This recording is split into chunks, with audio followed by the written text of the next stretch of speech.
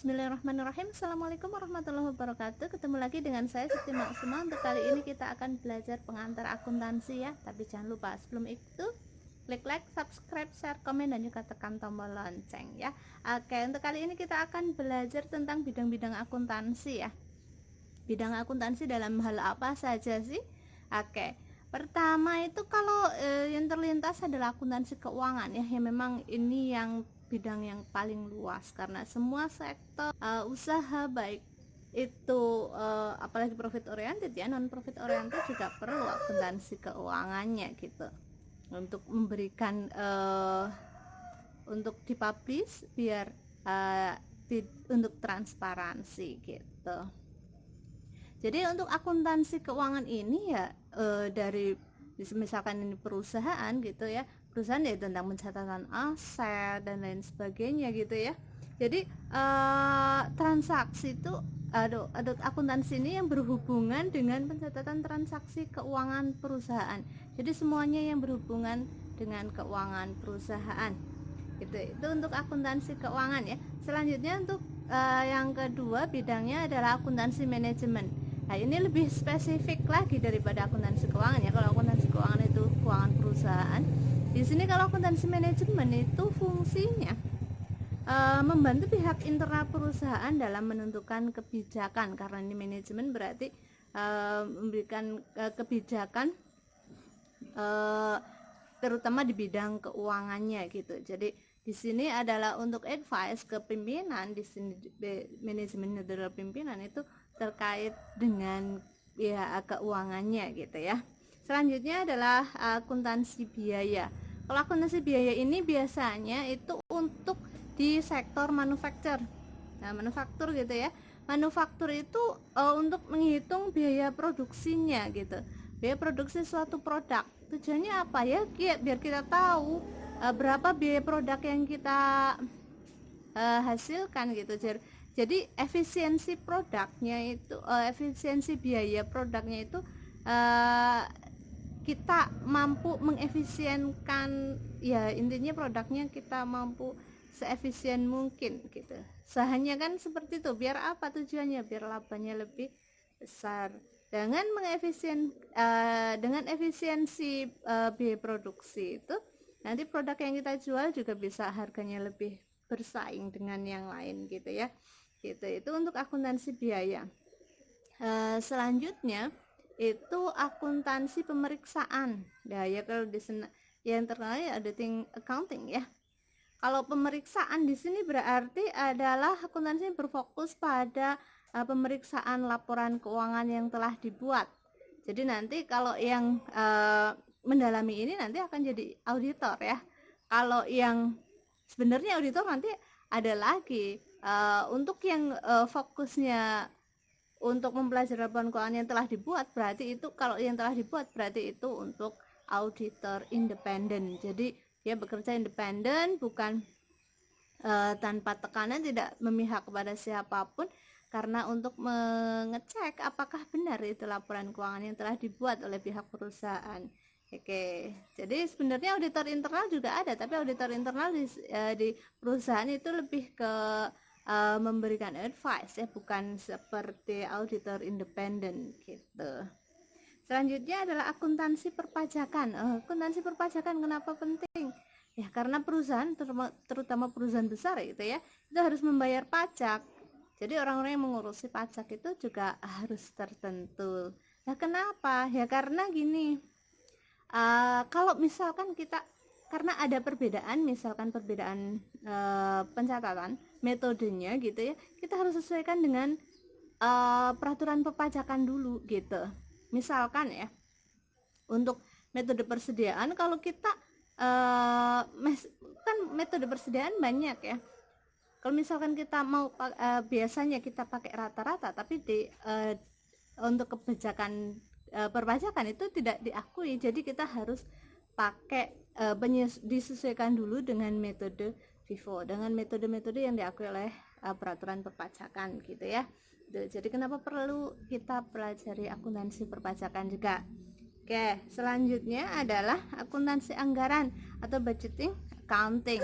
Kalau anggaran berarti ini akuntansi atau pencatatan keuangan ini berhubungan langsung dengan perencanaan atau rancangan pengeluaran, ya anggaran kan rancangan ya, rancangan pengeluaran oleh sebuah perusahaan gitu. Jadi berapa budget berapa pengeluaran yang akan kita keluarkan gitu, itu untuk budget berapa sih misalkan biaya produksi untuk memproduksi, kalau produk kita akan naikkan misalkan 1 juta unit gitu. Itu jadi kita perlu ngitung di situ, kita pelajari untuk akuntansi anggaran. Selanjutnya akuntansi pemerintah. Nah, kalau pemerintah berarti ini yang berhubungan dengan pemerintah gitu ya, jadi sektor pemerintah. Jadi di sini ada laporan keuangan yang dilakukan oleh lembaga pemerintah. Jadi karena akun-akunnya kadang di pemerintahan itu berbeda, jadi harus sesuai dengan pemerintahan gitu. Untuk perusahaan dengan sektor pemerintah itu agak memang sedikit berbeda, jadi kita mempelajari khusus juga untuk akuntansi pemerintah. Selanjutnya adalah ada akuntansi pendidikan. Oke, di sini ya kalau namanya akuntannya nanti akuntan pendidik ya. Akuntan pendidik itu ya berhubungan dengan ya di dunia pendidikan ya. Di dunia pendidikan khusus untuk akuntansi gitu. Misalkan nanti ada dosen, ada pengajar, ada guru akuntansi gitu. Itu masuk ke akuntansi pendidikan gitu. Dan selanjutnya adalah sistem akuntansi. Sistem akuntansi di sini adalah hal-hal yang berkaitan dengan pembuatan prosedur akuntansi atau alat-alat pendukungnya. Kalau namanya juga sistem ya, jadi harus ada alat pendukungnya, ada prosedurnya bagaimana gitu, membuat sistemnya. Oke, sebenarnya kalau misalkan kita bilang ke akuntansi yang sudah terprogram, itu kita perlu programmer memang, tapi juga perlu tetap orang akuntansi, karena programmer nggak bisa membuat program kalau nggak tahu akuntansinya bagaimana. Oke, ini ada Ciputih ikut-ikutan, sebentar dulu. Oke, selanjutnya adalah akuntansi internasional. Kalau akuntansi internasional ini biasanya untuk perusahaan-perusahaan yang multinasional. Jadi di sini kita mempelajari bagaimana kita harus bertransaksi dengan kalau perusahaan kita multinasional. Aduh, ini si putih manut banget. Oke, itu untuk bidang-bidang akuntansi. Kalau selanjutnya profesi-profesi akuntan itu berkaitan tadi dengan bidangnya ya. Kalau tadi bidangnya, berarti sekarang profesinya apa gitu. Kayak ada akuntan publik ya. Akuntan publik berarti tadi yang mempelajari tentang akuntansi pemeriksaan itu tadi ya, karena nanti akan jadi akuntan publik gitu. Jadi nanti akuntan publik itu kerjanya independen, tidak bisa memihak kepada siapapun gitu, karena untuk mengetahui benar nggak itu laporan keuangannya gitu ya, apalagi perusahaan-perusahaan yang terbuka itu ya, itu harus diaudit oleh auditor independen gitu. Oke, selanjutnya adalah akuntan pemerintah. Kalau akuntan pemerintah ini adalah akuntan-akuntan yang bekerja pada sektor pemerintahan, makanya itu akuntan pemerintah gitu ya. Yang selanjutnya adalah akuntan pendidik. Nah, tadi bidangnya di dunia pendidikan gitu ya. Ya ada guru, ada dosen dan seterusnya, itu yang berkecimpung dalam pendidikan, contohnya saya gitu. Oke, selanjutnya adalah akuntan internal. Nah, kalau internal itu yang ada di internal perusahaan atau instansi tersebut gitu, sama dengan pengawas ya,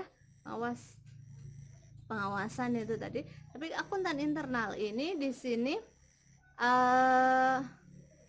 kalau akuntan internal berarti itu yang bekerja pada perusahaan tersebut begitu. Misalkan pada sebuah perusahaan, jadi itu menjadi akuntan internalnya perusahaan gitu.